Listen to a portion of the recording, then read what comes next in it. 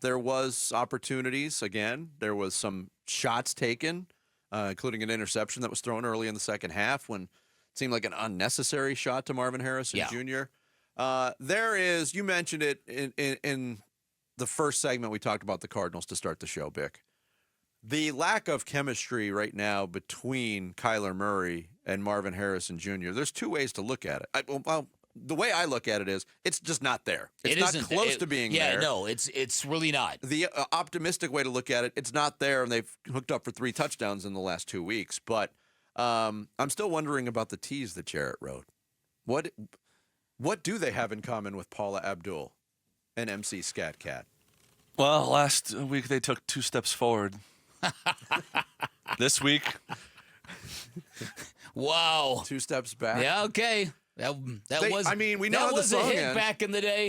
They will a very hip reference. Yeah, right. You're on top of it, one of the worst songs ever to grace. It reminded me because you were saying they took kind of a step back. But they did. No, but you're right. So your sentiment is accurate, Jared. I'm wondering though. I'm like, what do they have in common? Okay. Is one of them That's animated? why it's a good tease. All right, well, let's talk about this because I do know that became a thing yesterday is that why is Kyler Murray forcing the ball to Marvin Harrison Jr. when after the first couple games, force the ball to Marvin Harrison Jr. I think it wasn't so much a poor decision as it was Kyler Murray, I think, was in a weird zone yesterday in terms of always making the right play and going big play hunting. And I think when he went big play hunting, it felt like he was a step late. These throws to Marvin Harrison Jr., particularly that one, he had a break on the guy, and Kyler just didn't throw it soon enough. And he underthrew him another time. So, and that's just not being dialed in with a guy. No, it's not. And Marvin Harrison Jr. might lead the NFL if there was a stat for nearly great catches. I mean, there was a few yesterday that were not easy plays by any stretch, not plays that I think fall under the category of he should have made that catch, but he's a supreme athlete, so he came close to doing it. But the back shoulder fade, they're struggling. There's nothing there. There's nothing there. I don't know if they've hit one yet. Have they? No, not that I've seen. And in 3 games now, 22 targets for Marvin Harrison Jr., 10 completions. That's not a high completion percentage. No, it's not. It's going to get better. But I think you said something interesting, too, about the step back for Kyler Murray.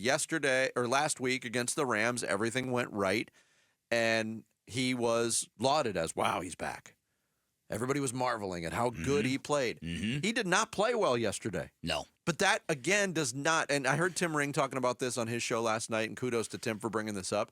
It doesn't, you can't fluctuate. Like, he's back, he sucks, he's back. No. This is how it goes in the NFL. But Kyler Murray is in that group of quarterbacks that the public feeling and attitude on him and his trajectory is going to blow like the wind. And I heard it even on the ESPN radio show before us. I heard the same thing this morning as well. Like, whoa, what's he back from? He just had one good game. They're 1 and 2. Come on. Right. Okay. Did you watch them play last week? No, you're right on the money.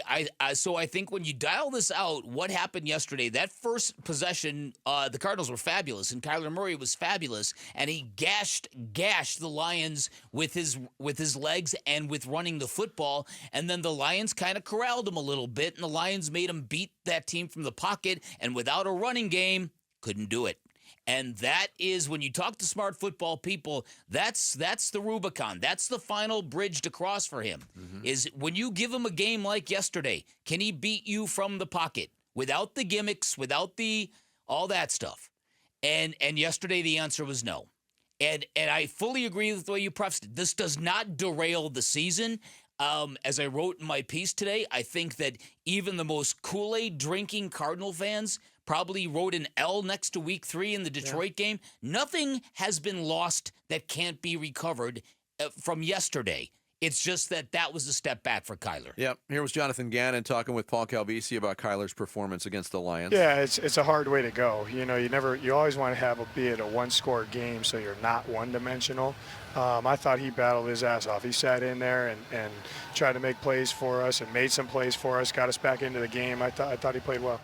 Yeah, here was Murray, too, on the first interception of the season for him when he threw it into double coverage looking for Harrison. Yeah, I just wish, I didn't have a blemish on my record, throughout the 3 games, and then to throw it up, that one stung, especially because I felt like we were going to score on that drive, and then to end it like that, it sucks.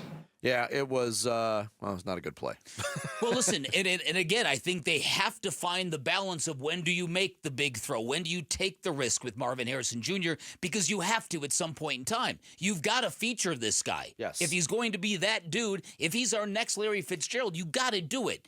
But they've got to have the connection. They've got to know Kyler Murray's got to know when to get that ball out of his hands if it's a deep route, and he was late yesterday a couple of times. Yeah. I hope it's going to come around. Thanks for watching Bickley and Marotta. Click to see the latest Bickley Blast and hit the button in the middle to subscribe to Arizona Sports.